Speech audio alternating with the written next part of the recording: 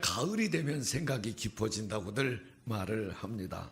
가을은 뭐 독서의 계절이라 그러기도 하고 사색의 계절이라고도 그러죠. 아마 그 인생의 변화가 창조 섭리를 따라 변하는 자연과 같아서 그렇게 얘기하는 것 같습니다.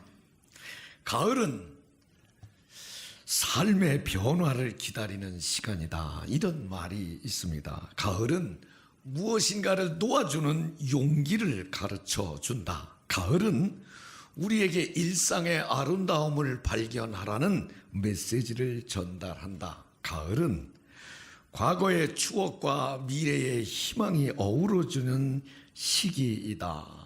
이게 다 이렇게 말한 사람들 유명한 사람들인데 제가 유명한 사람 이름 대도 잘 모를 것 같아서 조금 전에 한 얘기는 알렉산더 스미스라고 하는 사람인데 여러분 잘 모르는 사람이죠. 제가 또 얘기할게요.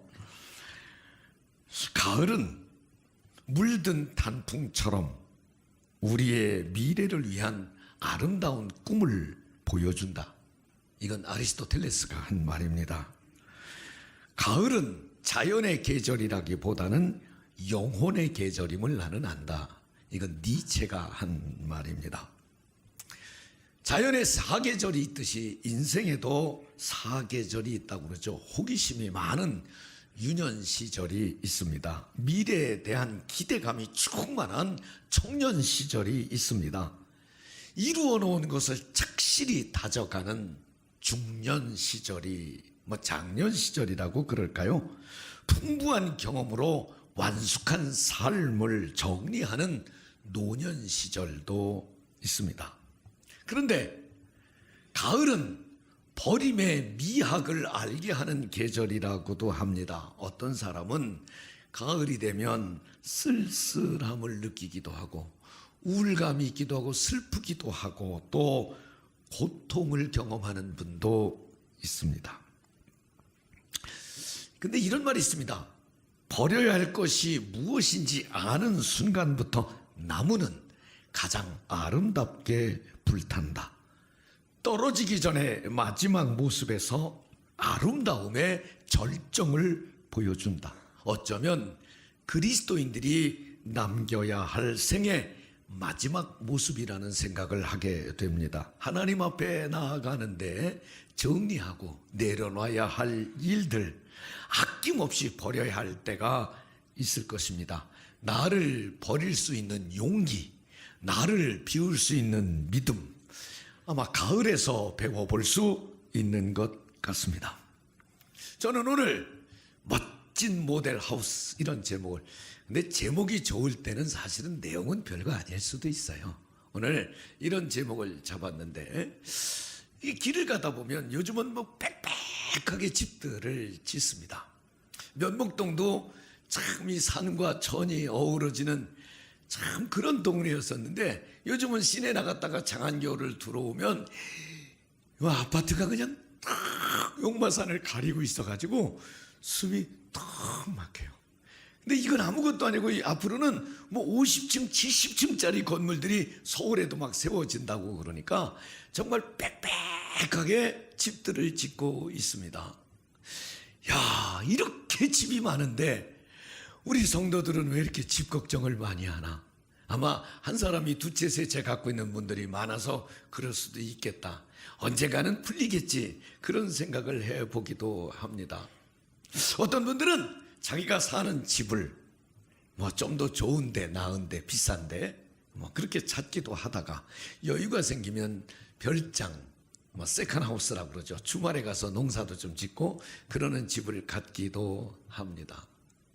명절이 되면 고향에 자라났던 부모님이 계시거나 혹은 동네에 추억이 있는 그곳에 또 거처를 갖고 있는 분들도 있습니다. 그런데 어느 날 시내를 지나가는데 집을 잘 지었는데 모델하우스, 무슨 아파트 모델하우스 이렇게 써놨더라고요. 모델하우스는요, 동네마다 조금씩 다르겠지만 서울에서 모델하우스 조그맣게 지어놓으면 보통 100억씩 들었다고 그래요. 요즘은 더 들 수도 있을 것 같아요.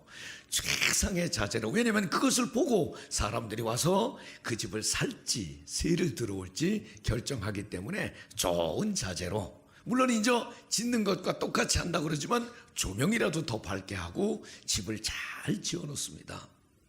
견본주택 모델하우스. 그런데 그렇게 멋진 모델하우스에서 사람이 사는 것을 저는 본 적이 없습니다.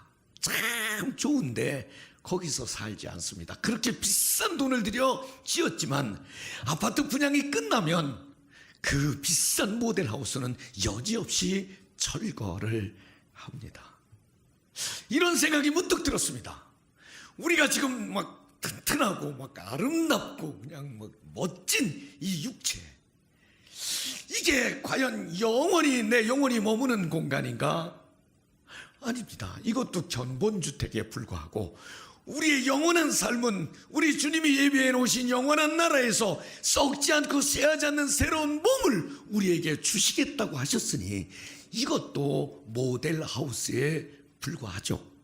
여러분이 살고 계신 집도 영원히 살 수는 없습니다. 아무리 좋아도 때가 되면 정리할 수밖에 없다고 하는 것입니다. 자, 이렇게 살다가 고향이 되면 또 우리에게 참 평안을 주고 안식을 주었던, 희망을 주고 꿈을 주었던 고향 집을 향해서 가게 됩니다. 이 명절, 제가 오늘 멋진 모델하우스라고 그랬는데 우리의 사는 집이 정말 멋지고 영원한 곳일까? 멋지고 영원한 모델, 아니 멋지고 영원한 집이 내게는 준비가 되었나? 이런 생각을 하면서 오늘 히브리서에 있는 말씀으로 저와 여러분에게 추석 명절을 어떻게 보냈으면 좋을까? 여러분, 우선 이 추석 명절이 아주 즐겁고 행복한 시간들이 되기를 축원합니다. 일단 놀잖아요. 추석 땐 먹을 것도 많잖아요. 그리고 풍성하니까 나누기도 하잖아요. 반갑잖아요. 그죠? 가장 오랫동안 못 만났던 사람들 만나서 선물도 주고 음식도 나누고 또 안부도 묻고, 그 설렘과 추석 준비를, 이 명절 준비를 막 지금 아마 오늘 교회에 못 오신 분들도 이 명절 밑에 굉장히 바빠서 못 오셨을 거예요. 그런데 과연 이 명절이 정말 즐겁고 기쁨의 시간들인가? 명절에 가족을 만나고 친지를 만나고 그러면 이제 갈 때부터 부부 간에, 부모 자식 간에 뭐 자동차에서부터 싸움이 시작되는 분들이 있고, 그냥 시댁에 가서 2시간만 휴전하고 밥 먹고 나오면서 또 싸우는 분들도 있고, 참 불편한데 그 다툼과 갈등들이 나라를 살리는 문제거나 인류를 먹여 살리는 문제거나 러시아와 우크라이나의 전쟁을 중재시키는 문제가 아니고 그냥 반찬이 짜대나, 뭐 자리를 왜 네가 앞에 타냐, 뭐 별거 아닌 것 같고, 남자들 같으면 100원짜리 고스톱 치다가 왜 쏘겼니, 뭐 맞았느니, 순서가 틀렸느니, 사소한 것 가지고 감정 때문에, 자존심 때문에 다투기도 합니다. 여러분, 이 명절이 그리스도인의 품격, 그리스도인의 인격을 갖고 정말 우리에게서는 사랑이, 우리에게서는 존중이 배어나는, 그래서 어떻게 해서라도 나를 통해서 그리스도가 증거되는 명절이 되기를 소망합니다. 어떻습니까? 부부간에 명절을 지내면서 혹시 불편한 일 겪은 분이 있나요? 성경엔 이런 말씀이 있습니다. 야곱이 형님하고 불편해서 외삼촌 집으로 도망을 가잖아요. 외삼촌이 나반이었는데 그 집에 가서 그 외삼촌의 딸, 자기하고는 사촌인데 사촌 중에 예쁜 사촌 둘하고 결혼을 하고 둘의 몸종이 있어서 넷하고 결혼을 해서 자녀를 12이나 낳고 막 돈도 많이 벌고 그랬어요. 그러니까 외삼촌 집에 가서 외삼촌이 장인이 됐단 말이에요. 그런데 어느 날 그냥 지나가다가 우연히 얘기를 들었는데 처남들이 뭐라고 그러냐면, 야, 야곱이 와가지고 말이야, 우리 아버지 재산을 제가 다 빼내는 것 같아. 이거 이대로 두면 안 되지 않겠어? 처남들끼리 하는 얘기를 야곱이 들었어요. 그리고서 장인 얼굴을 쳐다봤더니 장인이 안색이 옛날하고 달라. 무언가 눈빛이 조금 이상해. 근데 마침 하나님께서 음성을 들려주신데 너 고향으로 가라. 아이고, 하나님의 뜻이지. 지금 장인은 안색이 변했고 처남들은 저희가 와가지고 아버지 재산 빼돌린, 자기한테 어떤 큰 문제가 생길지도 모른다고 그러니까 그러면 딱 보따리 싸들고 가면 좋은데, 야곱은 라헬의 거처에 레아의 거처에 따로따로 살았던 것 같습니다. 사람을 보내서 불러오라고. 그러고서는 아내들한테 얘기를 합니다. 야, 사실은 내가 여기 와서 고생 많이 했잖니. 그런데 니네 아버지가, 이게 기분이 좋을 때는 장인 어른이고 기분이 나쁠 때는 니네 아버지고 그런 거잖아요. 아, 근데 니네 아버지가 이 나한테 월급 주기로 한 거 10번이나 속이고, 아유, 나 고생 많이 했어. 그런데 지금 얘기 들어보니까 나한테 혹시 해칠지도 모르겠어. 그러니 내가 가야 되겠어. 우리 가야 되겠다. 고향으로 가야 되겠다. 그러면 여러분, 김승용의 딸은 김예은, 김예린, 성이 김씨잖아. 그러면 나반의 딸은 나헬이잖아. 근데 이 딸들이 세상에 믿을 년 하나도 없다고. 여보, 우리 아버지가 어떻게 그런 마음을 먹겠어. 에이, 당신이 예민해서 그렇지 그럴 일이 없어. 이게 맞잖아. 근데 이 딸들이 어머머머머, 듣고 보니 그러네. 우리 아빠는 우리를 팔아먹었고, 그렇죠. 7년 일하면 주겠다고 팔아먹었고, 우리를 외국인 취급하고 아무리 같이 살아도 우리한테 유산을 줄 것 같지는 않아. 어머머머, 서방님 말씀이 맞아.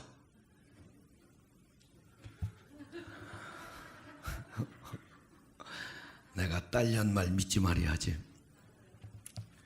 그리고서는 서방님을 따라서 바리바리 짐 싸가지고 쫙 갑니다. 오늘 여러분들에게 드리고 싶은 말씀이 뭐냐면, 부부간에 중요한 결정을 할 때 고향에 가고 선물을 하고 혹시 어디 물질이 필요하고 그럴 때 야곱처럼 라헬처럼 레아처럼 서로 잘 상의하기를 바라요. 뭐 공동의 장인어른이 생기거나 말거나 부부간에 가정이 대화를 통해서 화목한 건 매우 중요합니다. 더더군다나 고향에 돌아온 야곱을 기다리고 있는 것은 야곱을 해치려는 에서였습니다. 그런데 그 에서와도 끌어안고 화해를 하고 사과를 하고 형제애가 발휘돼서 해치려고 준비했었는데 화해가 일어났습니다.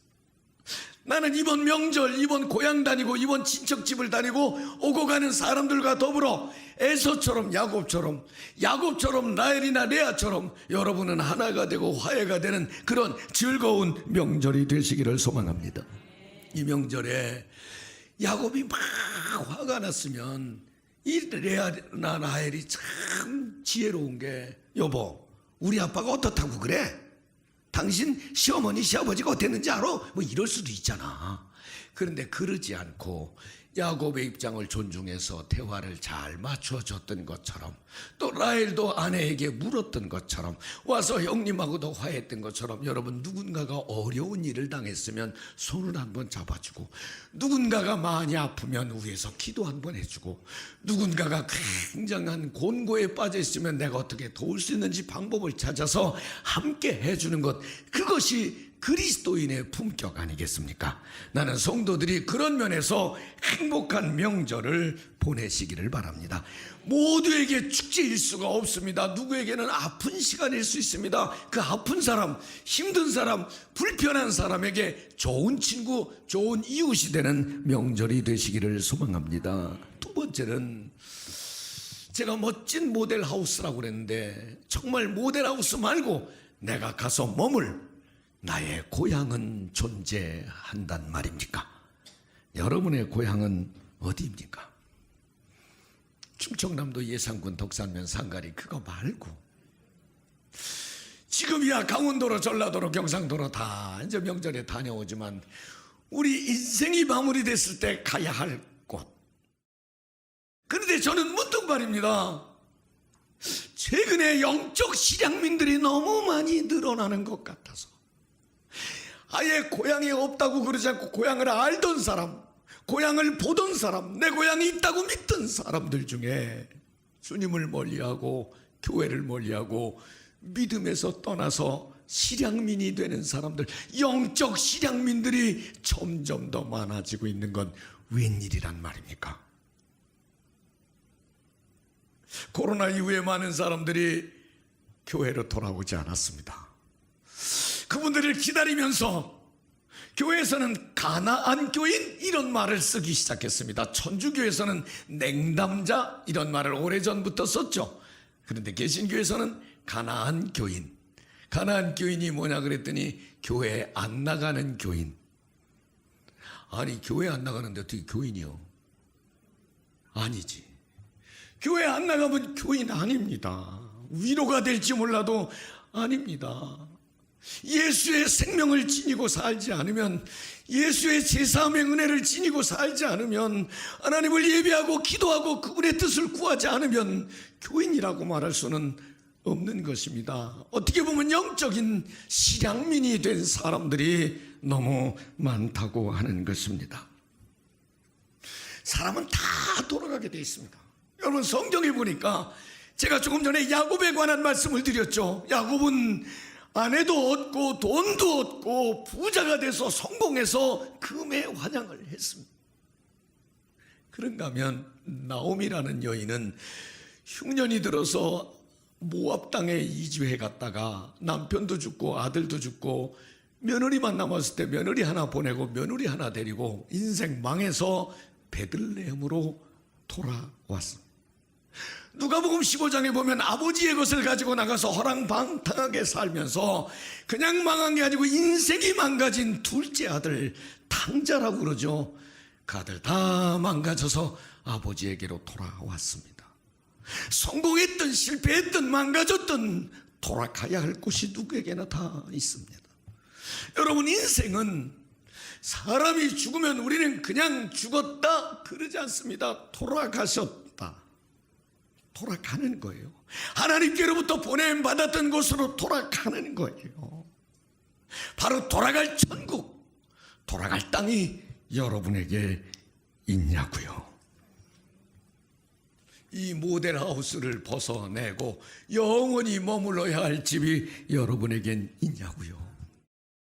여러분 100억, 30억 막 이런 집 갖고 있다 그러면 부럽죠.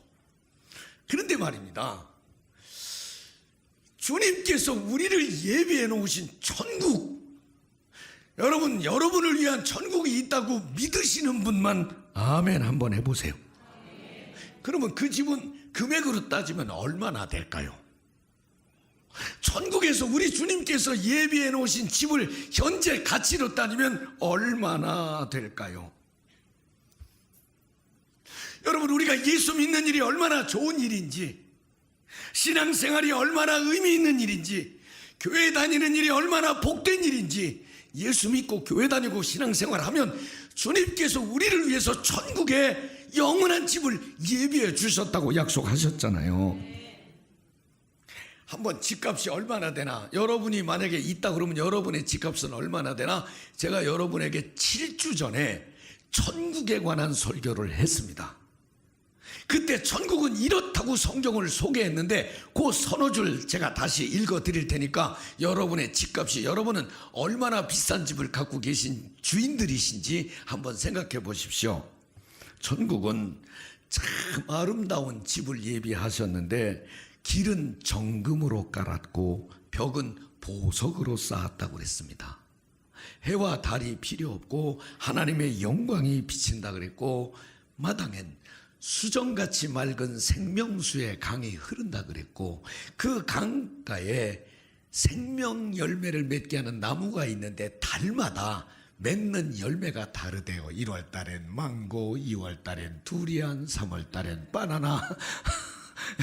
그 희귀한 과일들이 매월 다른 과일들이 맺는다고 그랬습니다.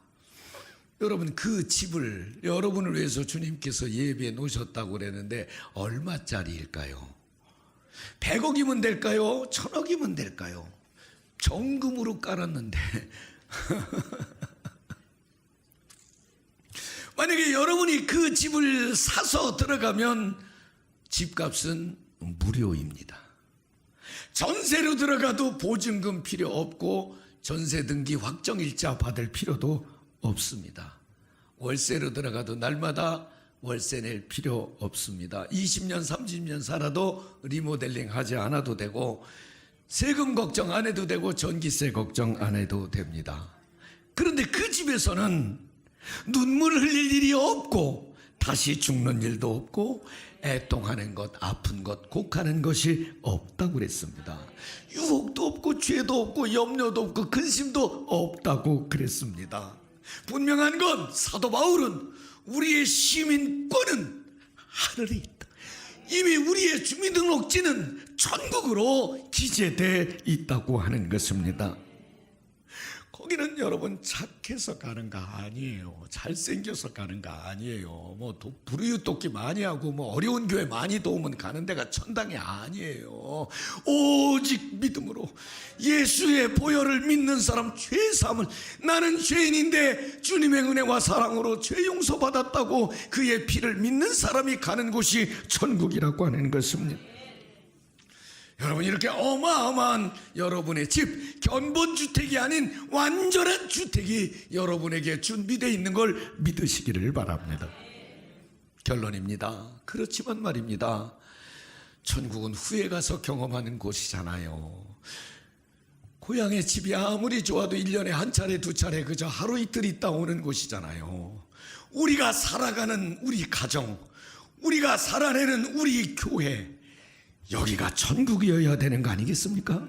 나는 가정이나 교회는 주님이 세우신 유일한 기관이신데, 하나님이 직접 세우셨는데, 이 성전, 이 교회가 성도들에게 얼마나 중요하냐면 여기는 하나님을 만나는 곳이잖아요. 하나님의 치료나 하나님의 위로를 받는 곳이잖아요. 하나님께로부터 사명을 받는 곳이잖아요. 하나님의 사람을 만나서 축복의 통로로 세워가는 곳이 교회 아니겠습니까? 나는 여러분의 가정, 여러분의 교회가 여러분의 행복 지수를 아주 크게 만들어주는 축복의 땅이 되기를 소망합니다. 행복한 것이 이렇게 소문난, 좀 구별된 삶을 사는 사람들 가운데 여러분에게 펜실바니아의 그 랑캐스터 공동체를 소개한 적이 있죠. 아미시 공동체라고 얘기하죠. 이 사람들은 18세기 문명을 그대로 지금도 텔레비도 보지 않고 핸드폰도 쓰지 않고 자동차도 쓰지 않고 그냥 우물물 파서 먹고 학교도 보내지 않고 가리키는 건 성경만 가리키고 농사 짓는 거 가리키고 목축 가리키고 공예품 만들어서 팔고, 그러니까 우리는 천국의 소망을 갖고 사는 사람들이기 때문에 이 땅의 것에 연연해하지 않고 이 땅의 것 때문에 갈등하지 않겠다. 우리의 삶의 뿌리는 하나님께 있다. 이런 공동체인데 미국 정부에서도 그 사람들의 자치권을 인정을 해준 이 아미시 공동체, 이 사람들이 갖고 있는 의식 중에 하나가 뭐냐면 죽는 날까지 교회의 규칙을 따르며 살겠다. 교회를 중심으로 행복한 삶을 살겠다고 하는 것입니다. 형제 애를, 사람들을 사랑하는 것을 가장 소중한 가치로 여기며 살겠다. 누가 비난을 하면 침묵을 하고 누가 폭력을 대하면 오른밤을 때리면 왼밤까지 돌려대겠다.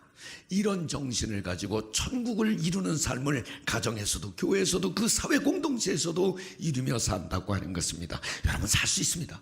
우리 감리교 요한웨슬리 목사님에게 가장 큰 영향력을 끼쳤던 모라비안 교도들, 이 모라비안 교도들은 신앙의 개혁자들, 개혁주의자들인데 바르게 살자고 말씀대로 살자고 하던 사람들인데, 그들은 우리가 하나님 앞에 예배할 수 있고 일용할 양식이 있고 전도할 사람만 있으면 우리는 더 바랄 것이 없습니다.